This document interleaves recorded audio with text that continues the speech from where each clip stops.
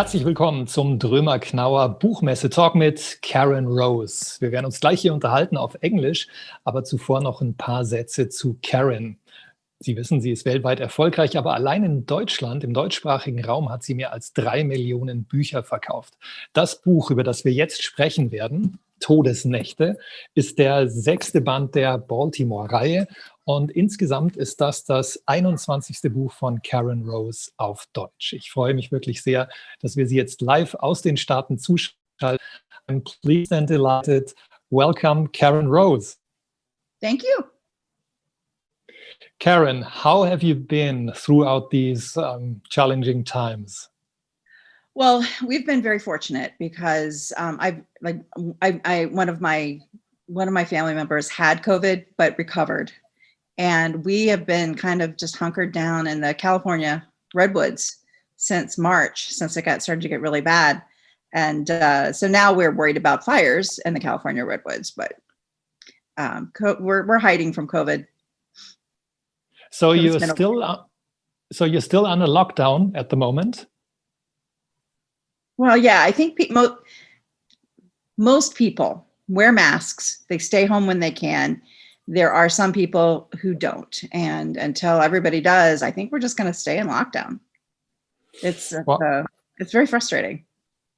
Absolutely, I can imagine. But it must be frustrating, especially for you, because you are very well known that you do have a very close contact to your readers. And I love that fact. So what do you do now? I have done a lot of these virtual events. I've done a lot of Facebook Lives. I've done Zooms. I've done several events with libraries. And actually, it's been fun because I don't get to meet the readers like face to face, but I can communicate with a lot more readers this way. So we've done them in all the different time zones. So we're trying to hit everyone around the world. So we've done one from Australia, New Zealand, all the different time zones, the UK, all over the US. So yeah, we've been taking advantage of this whole virtual thing. Yeah, okay. Sounds not bad. And now the book fair in Germany, as you know, the Frankfurter Buchmesse is only digital and virtual. How does it feel for you to speak to Germany right now? It's always so much nicer when you get to see people's faces and kind of see the reactions and have that face to face. But I'm really grateful that we have this technology and I can talk to my readers all over the world. And I'm really happy to have this opportunity to just talk to the readers in Germany. Absolutely. We're happy too. So let's talk about your new novel. I just mentioned the name in German. It's Todesnächte. In the original name, it's Death is Not Enough. Yes. We all know that death and crime is your favorite topic. First of all, I'd like to know, why are you so fascinated by crime and death? I think much of it is because I'm fascinated with the way that the mind works, and people who aren't right, they for whatever reason, whether they were born that way or whether it was some kind of environmental, a familial, behavioral kind of thing. I'm fascinated with. I'm fascinated with the criminal mind and how it works, and the kinds of deals that criminals make with themselves. If I do this, I can do this. And, the fact that so many times the criminals don't believe that the rules apply to them. But I also like it because in my books, it's kind of my world. And even in the real world, when crime happens, you don't always get justice and you don't always get a good ending. But in my books, I can give it the ending that I want to give it. So, I know at the end of my book, the reader is going to be satisfied with the ending. How the criminal never wins. Spoiler alert: the criminal never wins. But making sure that they face justice and being able to do that in my book when it's not possible in the real world all the time. That's really sad that your world isn't our world and isn't reality. I would love to live in your world. Well, although I have had police officers say, well, I'm really glad I wasn't on the force when you set a book in my town because the murder rate really went up. So, but it's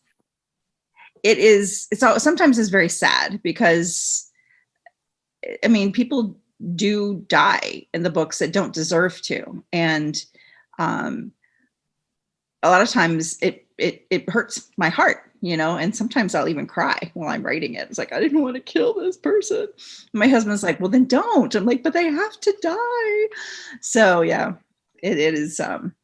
But I do enjoy giving the criminal their just desserts at the end. Mm-hmm.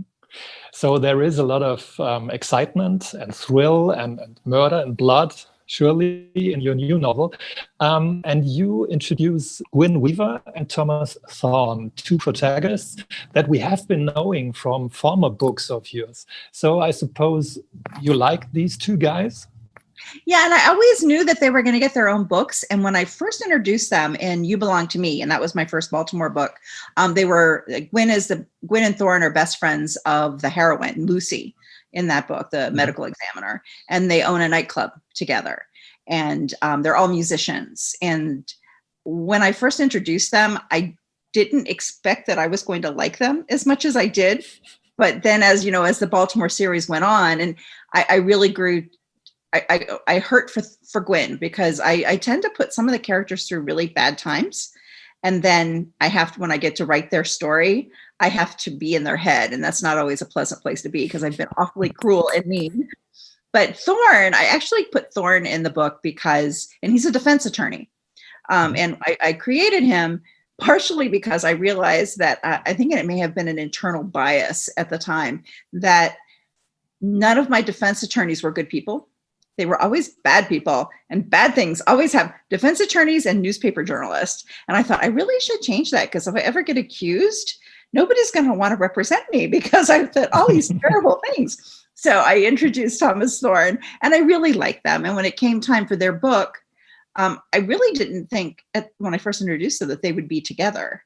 But the more I got to know this group, the more I realized that they were exactly who they should be together.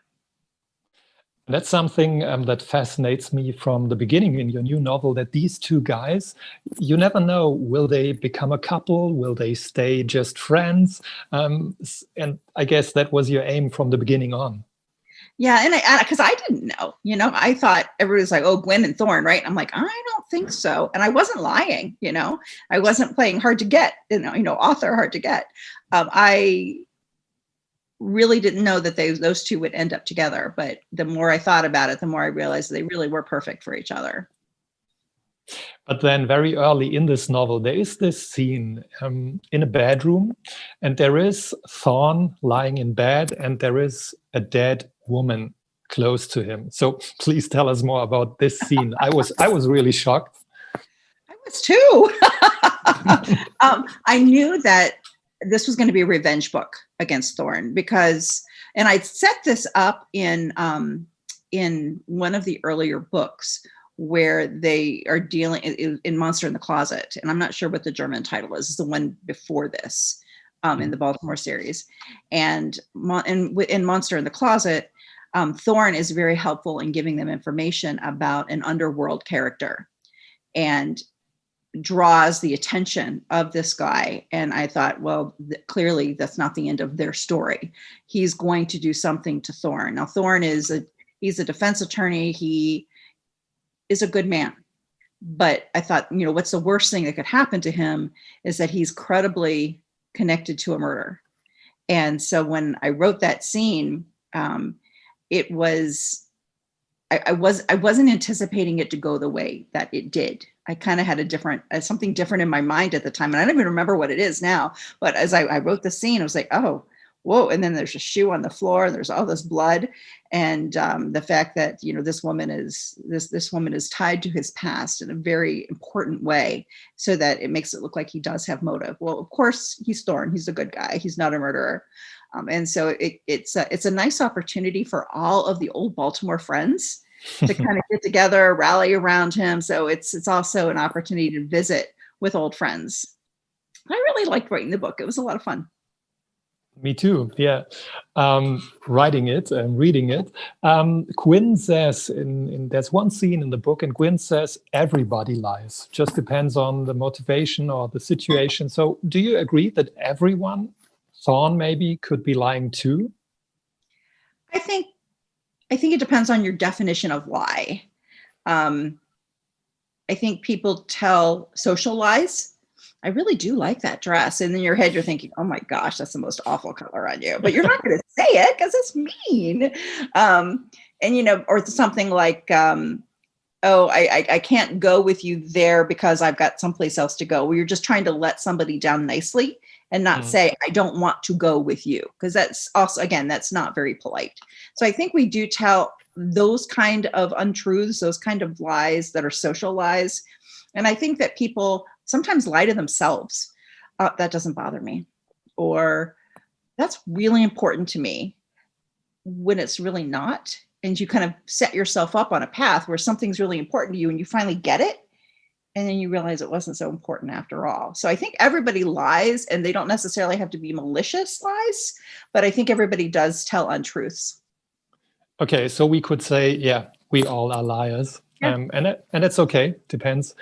It What depends. kind of lie it is. Depends on the type and your motivation. Yeah. You mentioned that you didn't know where the scene I described would go on, further on. So does that mean that you always decide spontaneously which way your novel goes? Sometimes. And sometimes I know, and I'll like know pieces. I'll know, well, this happens here, and then something happens in the middle, but I don't know all the things that are going to happen in between. That's what makes it fun. Because if I knew everything that happened, I think that would be less fun for me. It's that surprise, like, oh, that makes sense now, kind of a reaction. And a lot of things in this book came together for me. I didn't plan everything the way it came out, but sometimes I think your subconscious kind of works in the background. It's always thinking, and it comes out in the work. So I've learned not to panic when a scene doesn't go the way I'm expecting, because sometimes it makes it even better. I don't know how much you want to reveal about the plot of this new novel, but I guess it's okay to say the further on you realize that this case, the case that Thorne and the dead woman and woman in bed, that this case is connected to a very old case of his past. Could you tell us more about this case?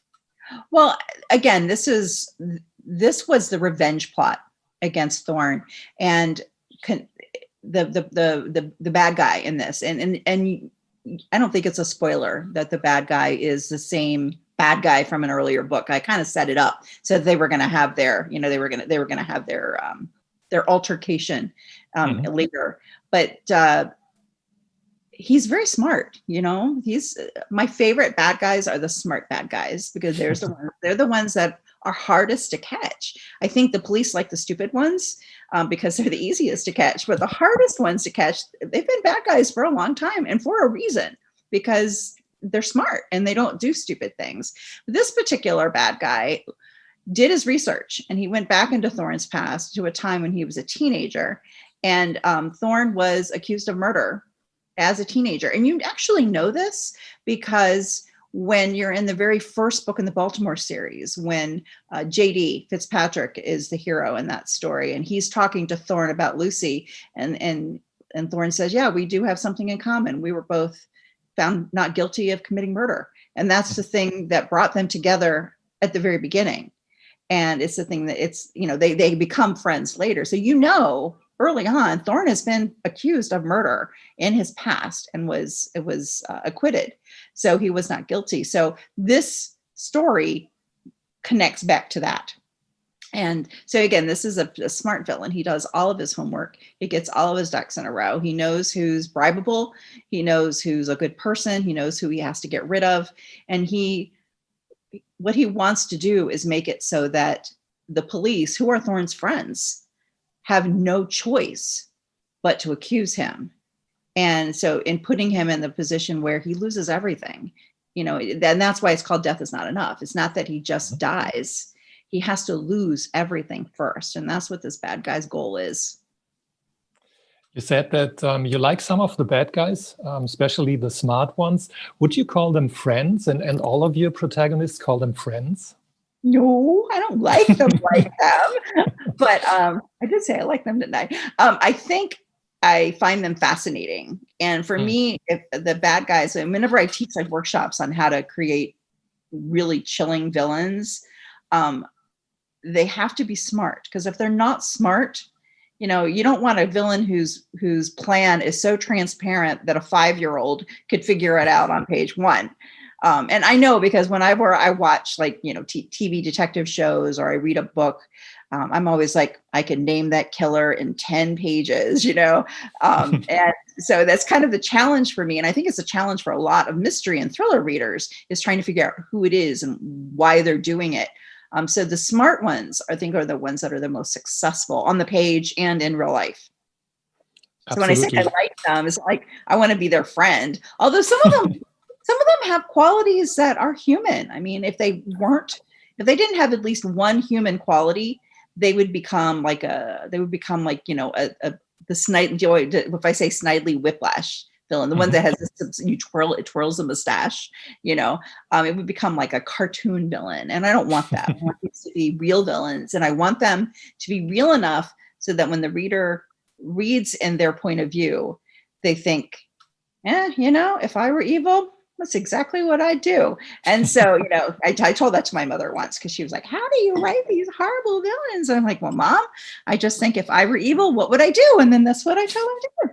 It did not make her very happy. She was very upset with me. But yeah, I think that the smart ones are the ones that are going to give the reader the biggest thrill. And has it happened so far that you were attracted to a guy you invented? Because most of them, and even Thorne, is very attractive. Oh, the good guys. Yeah, the good guys. No,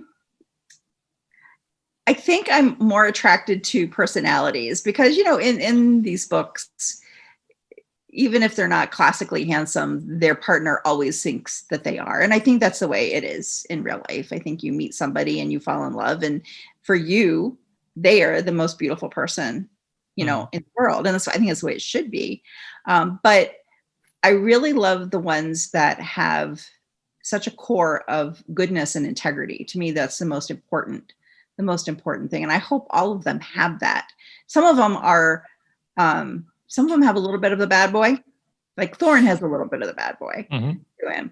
And I think that's what makes him, I think that makes him a little bit even more attractive to some people. So, Karen, I'm always very impressed that you seem to know all the details of your books. Even in our talk now, you mentioned, okay, in the first series, and then in the second book, and in the last book. So how do you manage all these plots, all these crime sites, all these huge books, and you seem to know everything? You know, they all continue to live in my head. So it gets pretty busy up there. I do keep a spreadsheet. I keep a spreadsheet and a database. I do have people who help me. Oh, don't forget you did this, or don't forget this person said that, or this person said this about that character. So they said they were bad, so you can't make them good. So occasionally I forget little things, but the big plots I remember. And sometimes it might take me a second, especially if I'm working in a book. I just finished one. So that plot is the freshest in my head. So sometimes I'm like, no, that's not that book. I got to go back a few. And with all the books you have written, I mentioned that in Germany, we do have 21 books of yours. So would you say you could remember almost everything? You mentioned sometimes you have to look it up. Yes, I sometimes I have to look things up, like, like how old are they going to be now? Or how old were they then? Did I say how tall they were? You know, that kind of thing. So I'm like, to my assistants, did I ever say how tall? And sometimes it's a secondary character. Did I ever say how tall his mother was? Because for some reason, my editors want me, I get these comments, you know, when I get the manuscript back, how tall? You didn't describe this person. I'm like, and then I can describe it. But if they've already appeared in an earlier book, I have to make sure I don't contradict what I already said. So I have people that help me with that. But for the most part, I do remember. You mentioned your mother. Who else has the privilege to read your manuscript? Are there some more people? Oh, my mom doesn't read them. No? No, I think she's afraid. My daughter is one of my editors now. She's the first person who reads it, is my oldest daughter. She says I have traumatized her many times, but that's okay. She gets paid. But usually nobody reads it except for my beta editor, my daughter, before it goes to New York, till it goes to my publisher in New York. I know a lot of authors will work with critique groups, and they'll send out a chapter here and a chapter there. And for me, I'm just really never comfortable doing that. Plus, I'm usually up against a deadline. So by the time I figure it all out, I'm like writing, 16, 18 hours a day just to get it all on the page. And I don't have time to send it out to anybody. What I really like with your books is also that it's not only about a protagonist or a couple, it's always about the families or the circle of friends of your protagonists. So how is it for you to not only create single protagonists, but the whole world around them? But, that's my favorite part, is creating the world around them. And that's where I start. When I start to write a book, I'll put hero, heroine, villain. And under each one, I put, who are they? Where did they grow up? What's their backstory? Who are their friends and family? Who are their coworkers? And, what's the most important thing to them? So creating their family happens at the very beginning. And sometimes I know what that family is going to be. Like in Death Is Not Enough, you really don't have you have the family that's the Carter family, and they're Joseph's family. You don't really have another family, though, that's kind of in every single book. So this kind of overarching, like I do in some of my other series. This is more a circle of friends who have had negative experiences with their own families, their blood families. So they've created a new family. And so in some of my series, like Baltimore, there's a circle of friends. In the series I just finished, there's a family that's kind of overarching. It's a Russian immigrant family, and the Sokolovs. And so they are in every single book, and they kind of mother everybody. They just kind of bring everybody into the fold of their already large family, but it just grows larger and larger as they include all the characters. And I think you can have the family you're born into. And if you're fortunate enough to have a good one, that's wonderful. But you also could have the family you make. And sometimes you have to have both. Absolutely. When you look back into your childhood days within your family, was it clear to someone, wow, Karen has such a talent, or did nobody know? I have a lot of friends who wanted to be a writer from the day they were born, and that wasn't me.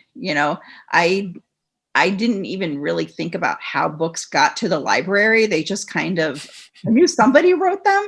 And I had read Little Women, and Jo March in Little Women, she writes in an attic, and she has like one candle. And I'm like, I don't think I want to live like that. So I thought all writers, when I was a little kid, I thought all writers did. But I did write a story. I wrote stories. And my very first story I wrote when I was 7 years old. And I grew up in an area of Maryland, a suburb of Washington, D.C., that was home to the Goddard Space Flight Center. So it was kind of like NASA. It was a NASA facility, and we would have astronauts come to our school. So we were all really we all wanted to be astronauts when we were kids, because these astronauts would come to our school and they would tell us stuff. And there was a guy who'd been to the moon, and they showed us a space shuttle back in the 70s, and everything was great. And so I wrote this story where these two kids come home from school and find out that their father has been transferred to Mars. And so they're so excited, and they get there only to find out on their first day of school on Mars that their teacher has been murdered, and they have to solve the murder. And so that was my first story when I was 7. And it's in an attic somewhere. My parents found it about 10 years ago, and we were all laughing about it. But it should have been published after that. I just, until I was in my late 20s. Wow. I just mentioned it should have been published, this first story. I'm not even sure I ever finished it. I think they were looking for clues. It was very much a Nancy Drew kind of an inspiration, Talking about family, is it true that you had a blind date with your later husband? Yes, we were introduced on a surprise blind date. Neither of us knew it was going to be a date until we got there. And it was my oldest friend, and we're still friends. And her husband is a doctor who helps me with all of the medical research on my book. So we're still all very close. And she was having a birthday party. And for 2 years, I mean, we were 17 at the time, but since we were 15, this girl would say, oh, you've got to meet this guy. He's this wild and crazy guy. And which his name was Martin. And I didn't realize at the time it was a takeoff on Steve Martin, who had been on Saturday Night Live, saying he was a wild and crazy guy. And I was like, I don't want a wild and crazy guy. I was very shy. And she said to him, oh, you've got to meet this girl. She's so smart. Her head pulsates. I'm like, well, that's like attractive, like a Star Trek alien. And so we were like, no. For 2 years, we managed to avoid each other. Even though we ran in the same circles, we managed to avoid meeting each other. And it was her birthday.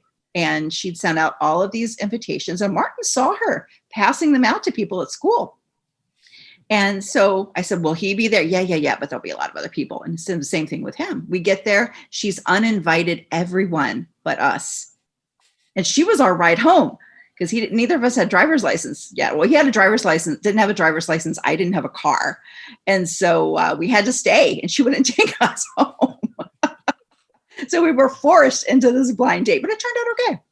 When we finally decided we wanted to see each other, we didn't tell her for months because she was like, she'd be so smug. And she was smug when we told her about it. But that's okay because she was my maid of honor when we got married. And I was her matron of honor when she got married. So yeah, it all worked out.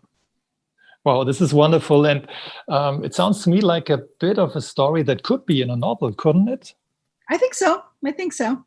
And in fact, I have put a few things that happened to me like in the past into books. After I met Martin, I met him when we were seniors in high school. And that's like the last year of secondary school. And later, much later, like 2000, we were married in 1986.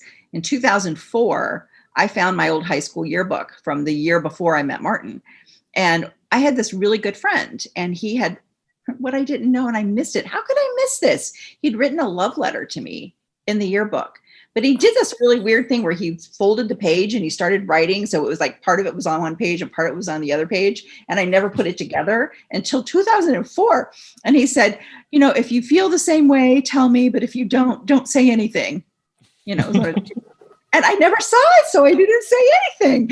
And then over a Christmas holiday, I met Martin, and I came and I told him all about it. I felt so bad when I saw the letter. I was like, oh no! And then I told him, and then he dropped the class we had together, and he started taking the trombone. So that was him. And so once I'd written that, I actually based a novella on it where the hero and heroine were friends back in high school, and she finds this letter after her own husband has been killed. And she's still grieving, but getting on with her life. And she finds this letter, and she's like, I can't bring my husband back, but this guy, I broke his heart, and I can at least tell him that I'm sorry. And so, but when they get back together, of course, they have a romance and they have a thrill, because there's murder and yeah. Sometimes I just put stuff in there, but I might have to write a surprise blind date into a book. Yeah, and it's a good evidence that life very often is the best for getting ideas for books and novels because it's really true.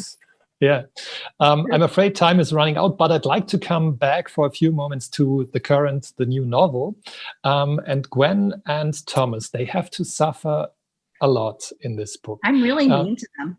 You are, yes. And don't you pity them? I do, but I give them a happy ending at the end, so they're okay. Okay. We had to clear this, yeah. So, Karen, thank you very much. It has been a great pleasure to talk to you. And I'd like to show all our audience this new novel of yours, Todesnächte. All the best to you during these still challenging times. And thank you very much. Thank you. Thank you so much. Bye-bye. Bye-bye. Bye.